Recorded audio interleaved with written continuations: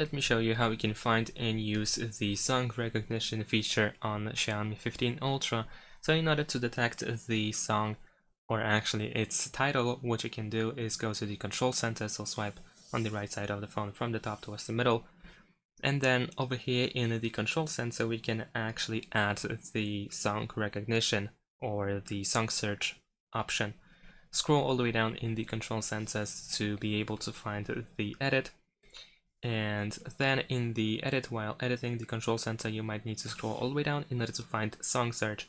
So tap on it in order to add it to the list and then save it by tapping this check in the top right corner.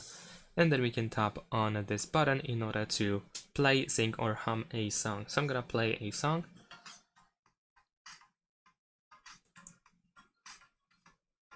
And there we go. As you can see, we can easily find a song if we, for example, play it from another device, or if we hear it somewhere while being outside or something.